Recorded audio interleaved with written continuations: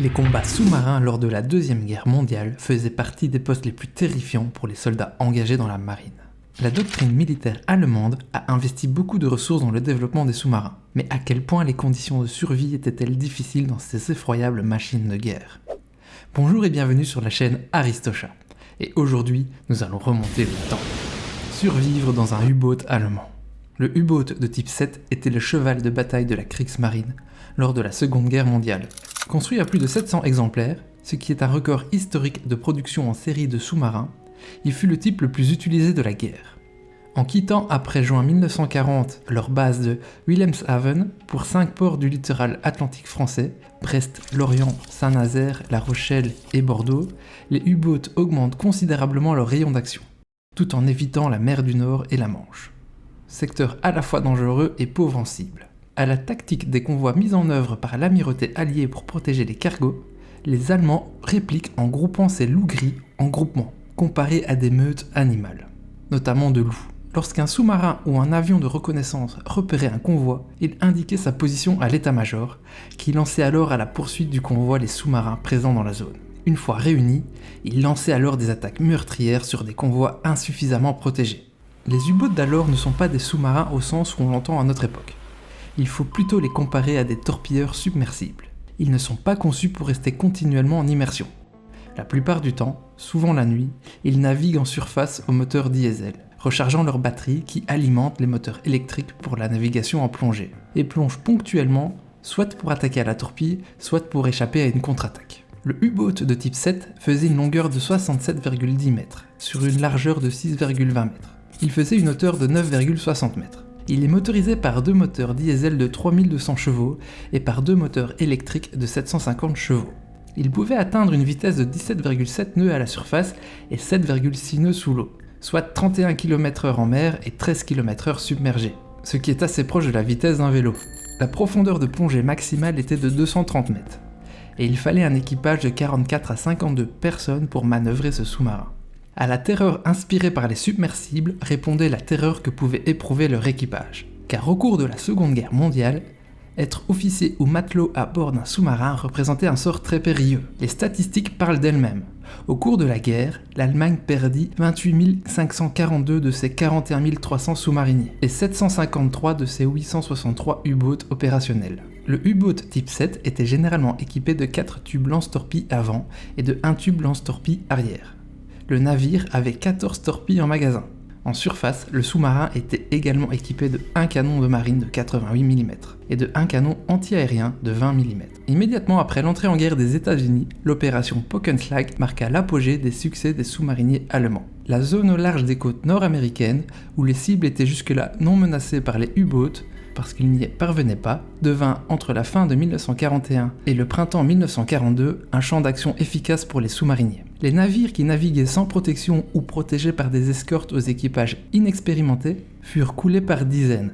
En effet, les navires américains naviguaient de manière isolée et non en convoi comme leur avaient pourtant recommandé les autorités britanniques. Le bilan fut terrifiant. Sur la seule période des 6 premiers mois de l'année 1942, le tonnage des navires alliés coulés atteignit 2,5 millions de tonnes, dont 800 000 tonnes pour le seul mois de mars 1942. Or, les alliés estimaient ne pouvoir compenser que 700 000 tonnes par les constructions nouvelles. Pour diriger les navires et les attaques, le U-boat disposait d'une salle de contrôle, ainsi qu'une salle de radio. Une autre était dédiée au sonar. Ces dernières étaient localisées juste à côté de la chambre des officiers et du capitaine. Les hommes occupaient des compartiments encombrés de moteurs, d'instruments ou de torpilles qui, une fois utilisés, cédaient enfin la place aux hamacs et aux couchettes. Les moteurs diesel faisaient régner une température de près de 50 degrés. En plongée, l'air se chargeait rapidement de gaz carbonique. Il n'y avait pas de douche et personne ne se lavait pendant l'émission, qui pouvait durer 3 mois. À l'odeur des corps s'ajoutait celle des latrines, de l'eau croupie de fond de cale, de la cuisine, de la moisissure des vêtements, des émanations de mazout et de l'eau de Cologne utilisée par les hommes pour enlever le sel des embruns incrustés dans leur visage. Les hommes chargés des torpilles se relayaient 24 heures sur 24 pour travailler et se reposaient à tour de rôle dans leur étroit compartiment. Ils étaient capables de dormir dans n'importe quel bruit, à l'exception de celui des explosions des grenades. Leur service terminé, les hommes mangeaient avant de s'étendre sur leurs couchettes. À bord des U-boats, le compartiment des torpilles servait également de poste pour l'équipage et de réserve à provisions. On suspendait des jambons, des sacs de pommes de terre, des saucisses et du pain car il fallait utiliser chaque pouce d'espace disponible. Au cours des missions, il n'était pas rare de voir le pain moisir, au point que seul l'intérieur restait comestible. Viande bouillie et pommes de terre sont au menu du repas que l'on prenait assis sur sa couchette, et que l'on avale hâtivement pour que les hommes de garde puissent être relevés, et nourris à leur tour. On évitait ainsi aux cuisiniers d'avoir à préparer des repas séparés pour les différentes équipes. Il n'y avait qu'une seule toilette dans le sous-marin pour une cinquantaine d'hommes,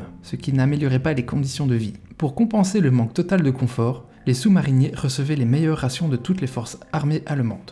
Harald Busch, un commandant de sous-marin allemand, offre des descriptions vivantes de la vie à bord d'un sous-marin. Le marin aime paraître détendu et heureux, mais aussi doux et contemplatif qu'il puisse paraître. Il est aussi dur, et il doit l'être. Il doit survivre aux énormes forces de la mer et ne pas céder.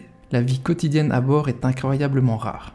Le profane ne peut pas imaginer ce que signifie être en mer à bord d'un sous-marin pendant des semaines d'affilée et en territoire ennemi. Il y a des jours, parfois des semaines, où on chasse une proie sans succès. Pendant des semaines, les hommes n'ont pas la chance de sortir sur le kiosque pour apercevoir le soleil et un peu d'air. De nombreux techniciens n'ont même jamais l'occasion de voir le pont.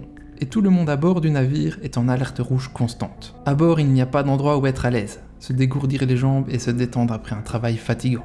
À l'exception peut-être du lit superposé que vous devez partager avec vos camarades. Le travail est monotone et exigu. 3 fois par jour, vous engloutissez votre repas, blotti dans le plus petit des espaces, puis dormez sur un lit superposé toujours détrempé. Et bientôt, il est temps de vous présenter au travail. Il n'y a pas de douche, pas de rasage, pas de retrait de vêtements pendant toute la durée du voyage. Mais les marins sont fiers de leur bateau et de leur commandant.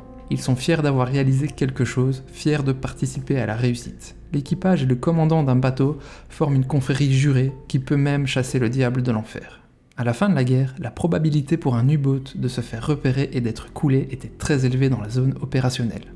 Les grands capitaines avaient péri en mer, ou assumé d'autres responsabilités militaires. Certains avaient également été capturés. Leurs successeurs se retrouvèrent bientôt acculés dans la mer du Nord et dans la Baltique, à protéger les navires allemands qui évacuaient le matériel, puis les populations des territoires de l'Est où l'armée rouge avançait. Le nouveau sous-marin type 26, qui avait été commandé bien avant la guerre, affichait des performances qui faisaient de lui un engin redoutable. Mais la capitulation survint alors que les premières unités venaient tout juste d'entrer en service. Pour les militaires allemands appelés à servir dans l'armée de leur pays, l'arme sous-marine fut incontestablement la plus meurtrière de la Seconde Guerre mondiale.